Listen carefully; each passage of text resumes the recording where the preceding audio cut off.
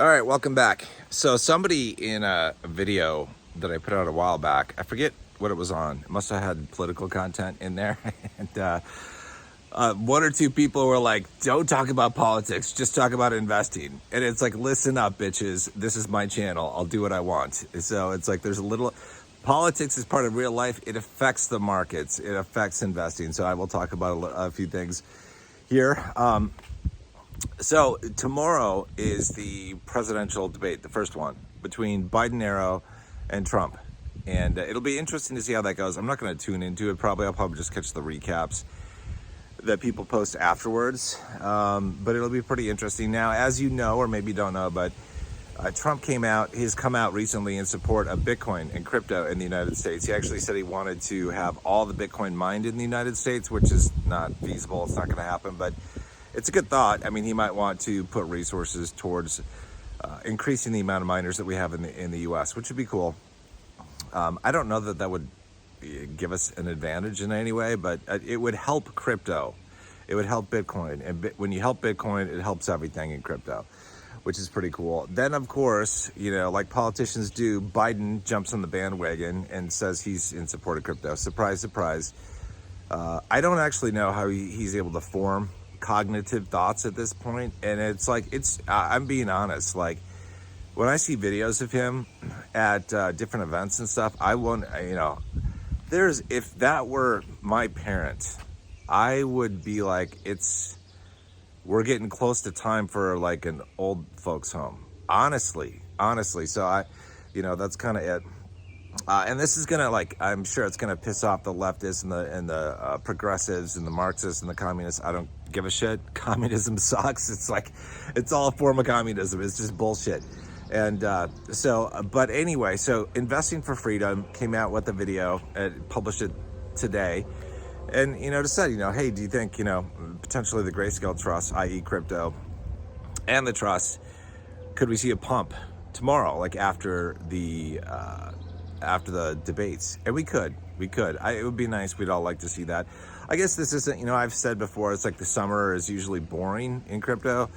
It is a presidential election, I guess, so God knows what could happen. And hopefully anything that does happen is good for all of us in crypto and Grayscale. So I think, we could see some really good stuff. Honestly, I was actually kind of surprised. It actually surprised me that under the Biden regime, the SEC actually approved the Bitcoin ETFs. I mean, it did not surprise me that they dragged their feet, like to the very last day, I think, that they had to respond for Bitcoin. That's what they took. I didn't really pay attention to the Ethereum ETF, but I think they did something similar. And I don't know when the Ethereum ETFs are supposed to come out. I heard somebody say July 2nd. So maybe that's it. I don't even know if July 2nd is actually a weekday. We will see. I think it is. Maybe it's a Monday or Tuesday. But if it does come out then or sometime around there, it'll be good for Ethereum. It'll be good for crypto as a whole, just like the Bitcoin ETF was, right? And it just shows that there's a growing adoption of and awareness of crypto. And it's being accepted by the broader, more traditional financial players, right? And so this is really good. And the more ETFs that we have for crypto, the better off we're going to be, I think, in future bull runs. Obviously, it hurts us as Grayscale investors if our trust turns into an ETF. It hurts us for sure. I'm really hoping that they just overlook Litecoin and Bitcoin Cash for next cycle in terms of ETFs, and they don't actually turn LTCN and BCHG into trust. I think next cycle I'll probably get into GSOL, but Solana, it probably has a high risk of being turned into an ETF, or Solana will have an ETF, thus the GSOL trust will be turned into an ETF. So I don't know. I mean, I don't know. I was going to go into that because I'm like, well, it's got good premiums, got decent liquidity. I'd go into that. Plus, it's a kind of a front runner in many ways to LTCN and BCHG. It could be, it's like, I don't know how much it's going to pop exactly. Cesar has done some videos on this. I think it could, probably do a 5X, maybe even a 10X.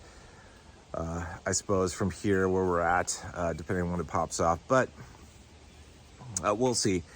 But anyway, so I think it'll be interesting to see what effect on the markets as a whole, and specifically on the crypto markets, the first presidential election will have. It really will. I don't know what they're gonna say. You know, I don't know how the conversation is gonna go. It'll be interesting to watch or to catch up on, because I don't think I'm gonna sit down and watch the thing live. But yeah, it'll be interesting. And I don't know what the hell's going to happen in this election. By the way, a couple things related to this. So it's like fucking gnats, man. I got a lot of gnats. They love me this morning. Okay, so Trump is technically a felon. Okay, so a lot of the left are like, oh, he's a felon. Why would you vote for a felon?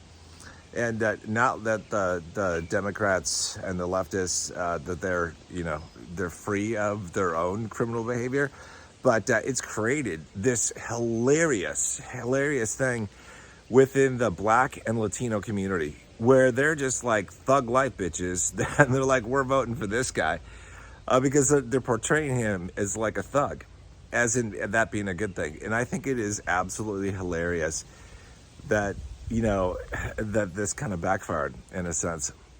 So we'll see. I don't think that most people who are gonna vote for Trump have decided to not vote for him because of what happened. I don't think many people will. It'll be interesting to see how this election turns out. I believe that he would win if everything were fair, but I think we're gonna have illegals voting. I think we're gonna have dead people voting. I think we're going to have a bunch of like mysterious mail-in ballots show up mysteriously just in the nick of time. And I don't trust the voting machines, the voting process. So I don't know what's going to happen. Somebody has said, and I think is justifiable, that the Democrats may at the last moment and just in time, basically swap out somebody else for Biden. Who that could be, there are a couple of people that have been suggested or proposed or people are thinking about. We'll see if that actually happens. I don't know that it will, but I just cannot. I mean, Biden, honestly, I'm being quite honest. If I said that, if that was my dad, I would be going, shit, it's getting really close to an old folks home. Like that time, like with the behavior that's happening. So I just don't, to have him in office for another 4 years, I don't know what would happen. Obviously, it's like he's not really running the show. There are other people that are, which is, it's like you think you're voting for one guy, and it's like you really end up getting leadership from other people that are behind the scenes, and that's really what ends up happening. And it's just so desperate of the Democrats when I see I don't know if it's a press secretary or whoever gets up in the Oval Office. I think it's a press secretary. She's like claiming that all these videos of Biden looking confused and shit are cheap fakes, not deep fakes. They came up with a new term, cheap fakes,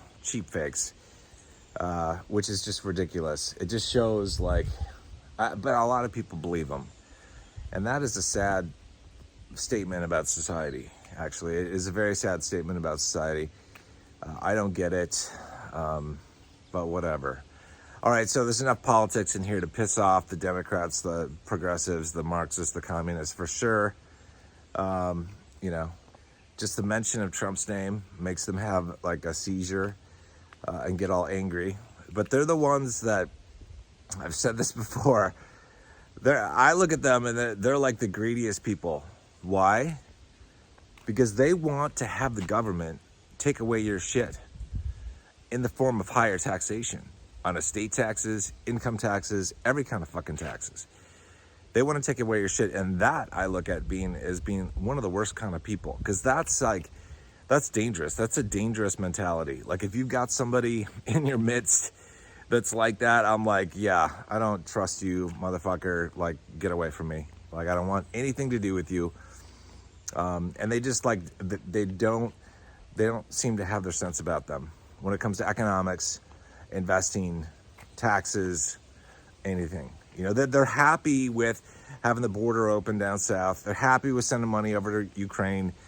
They will not support an issue. They'll happy to paint all the streets in rainbow colors, but they will not support the veterans. They will not support the homeless. They will not fix a whole bunch of shit that needs to be fixed here. So that is today's political video. It is political season, baby. So you better believe that I will be doing other videos where I talk about politics and its effects on investing, or potential effects on investing. And if you don't want to watch these videos, there is a great thing that was developed. It's called Google. You go to google.com and you can search for how to not watch a YouTube video or how to skip a YouTube video. And it will give you probably step-by-step instructions as to what you need to do if you have a video from me or somebody else that you don't want to watch. So just in case you don't want to watch a video like this in the future, you can do that. You can do that. All right, I hope you guys are doing well. It's nice to see a green day today for most of the trust, which is awesome. Let's hope we have a green day tomorrow, and I'll see you guys soon. Take care.